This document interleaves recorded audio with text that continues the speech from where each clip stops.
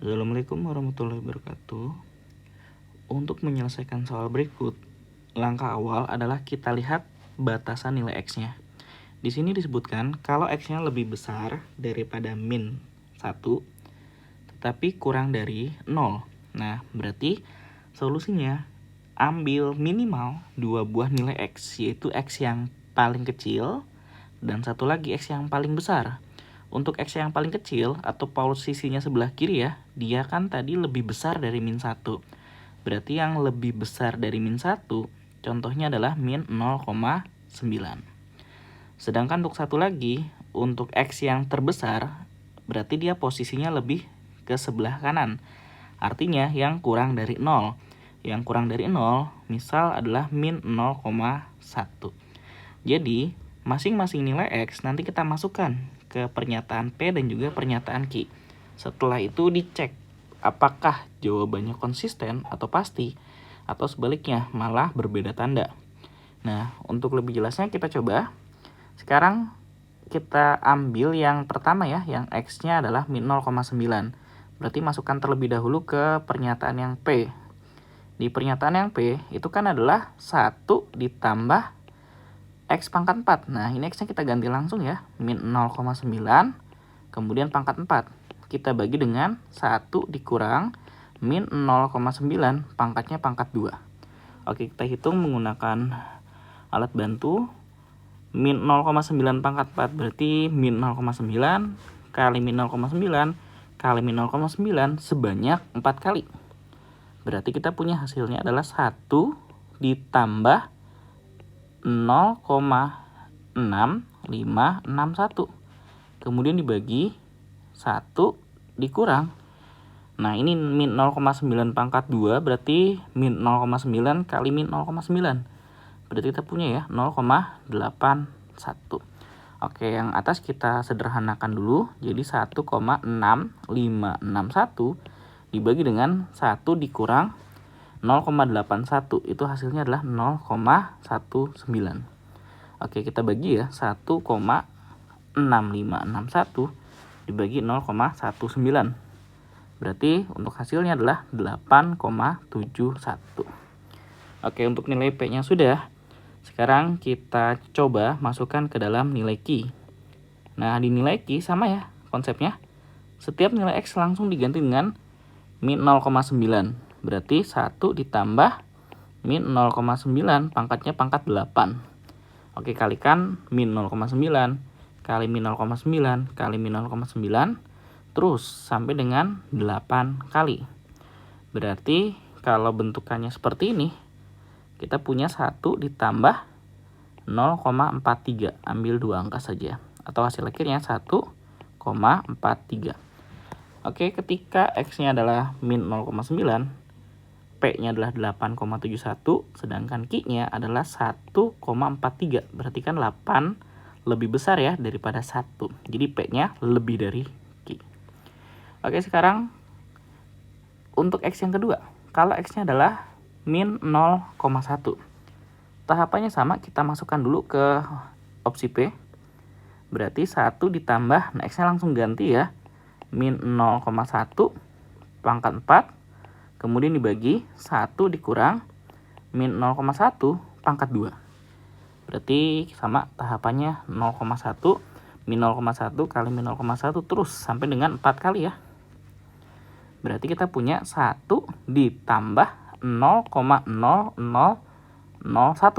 Kemudian dibagi 1 dikurang. Nah, sekarang kalau min 0,1 pangkat 2 adalah 0,01. Oke. Kita sederhanakan menjadi 1,0001 dibagi, untuk pengurangannya 1 dikurang 0,01 dapat 0,99. Oke, hasil akhir pembaginya 1,0001 dibagi 0,99, kita dapat 1,01. Nah, sekarang untuk nilai Q-nya. Q-nya 1 plus X pangkat 8. Sama ya, X-nya langsung diganti dengan min 0,1 pangkat 8. Oke, kalikan 0,1 kali 0,1 kali 0,1 kali 0,1 terus sampai dengan 8 kali.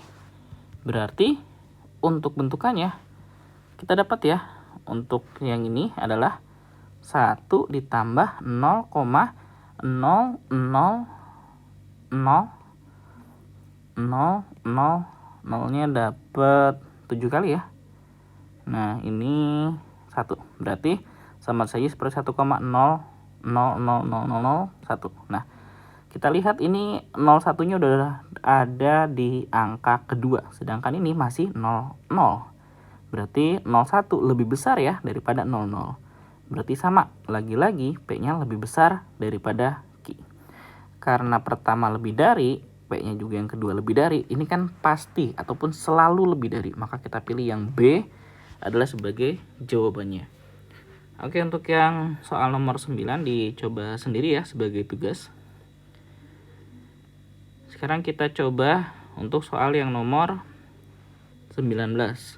Oke, untuk yang nomor 19 ini adalah operasi hitung.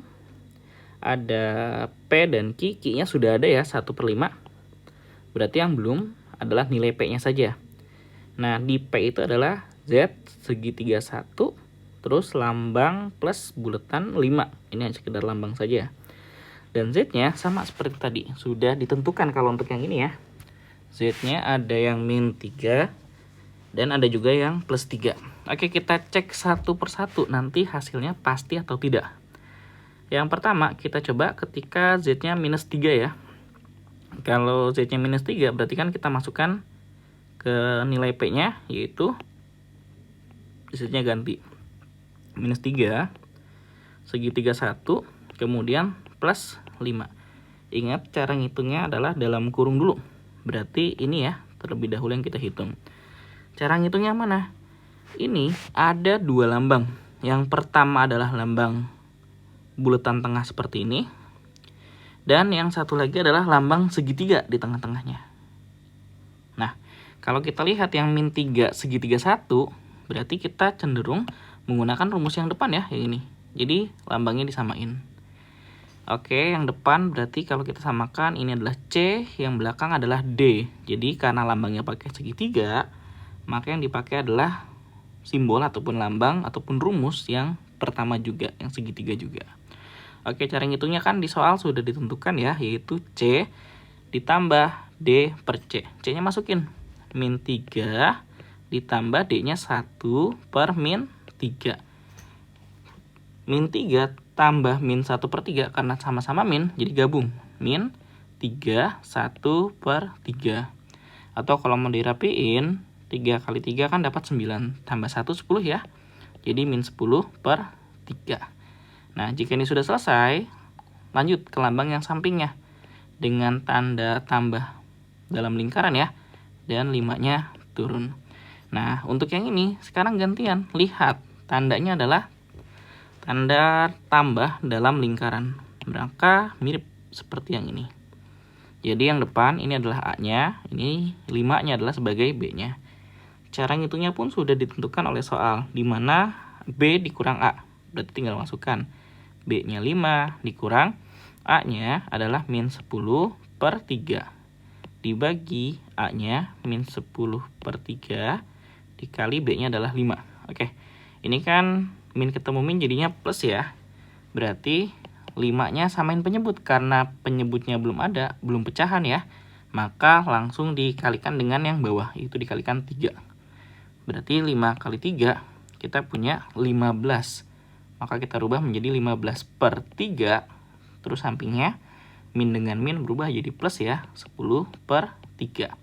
Oke, untuk yang bawah -10 kali 5. Jadi ingat kalau perkalian atas kali atas. Jadi -10 kali 5 dapat -50 per 3. Nah, ini dirapihkan dulu ya. Berarti kita punya 25 per 3. Pembagian dengan pecahan ini dibalik. Jadi 3-nya di atas, -50-nya di bawah. Ini sama coret. 25 dengan 50 sama-sama dibagi 25. Ini 1, ini -2. Oke, P-nya dapat -1 per 2. Berarti jelas ya, karena P-nya minus, sedangkan Q-nya adalah +1/5, maka P-nya lebih kecil daripada Q. Nah, jangan lupa Z-nya harus dicoba dua-duanya. Sekarang kita coba ketika Z-nya adalah 3. Berarti masukkan sama tahapannya, Z-nya kita ganti dengan 3, terus segitiga 1, tanda plus bulat 5. Oke, cara ngitungnya juga sama. Di dalam kurung dulu. Berarti ini ya. Yang depan adalah C, belakangnya adalah D. Kita masukkan. Berarti 3 ditambah D per C. Berarti 1 per 3. Ini kalau digabung 3, 1 per 3. Sama seperti tadi. 3 kali 3, 9 tambah 1. Jadi 10 per 3. Oke, baru lambang sampingnya turun. Plus yang di dalam buletan dan angka 5-nya. Oke, ini mirip yang belakang ya, yaitu A dan B. Cara ngitungnya sama ya. Berarti B min A. 5 dikurang 10 per 3 dibagi A kali B. A-nya 10 per 3 dikali 5.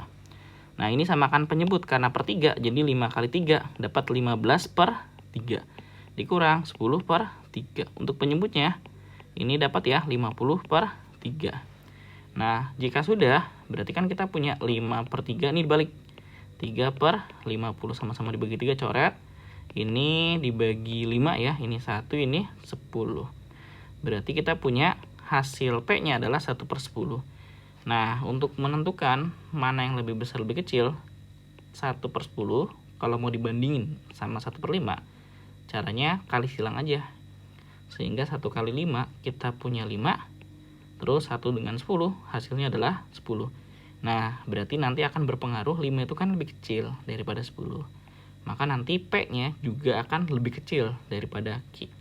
Kita lihat ya, ini kurang dari, ini juga kurang dari. Kan pasti, artinya selalu kurang dari. Maka kita punya P-nya kurang dari Q atau dibalik boleh ya. Q-nya lebih besar daripada P. Oke, kalau kita lihat di sini opsi D itu kapan sih digunakan? Kalau opsi D digunakan itu ketika tandanya berbeda. Ketika tanda berbeda. Maksudnya gimana? Gini, misal yang pertama P-nya lebih kecil daripada Q. Terus ngitung pakai yang satu lagi, P-nya lebih besar daripada Q. Ini kan nggak pasti nih, maka bisa ya kita pilih opsi yang D. Atau kalau misal kayak P-nya lebih dari Q, satu lagi, kalau kita hitung pakai pernyataan yang lain, P-nya sama dengan Q. Nah, ini kan juga nggak sama antara satu pernyataan dengan pernyataan yang lain. Maka bisa ya kalau kita memilih opsi yang D. Jadi penggunaan opsi D seperti itu. Nah, jadi untuk yang nomor 19, karena ini pasti P-nya kurang dari, P-nya kurang dari juga, selalu ya, maka dapat opsi yang B. Oke, untuk yang nomor 20 dicoba sendiri ya buat soal latihan.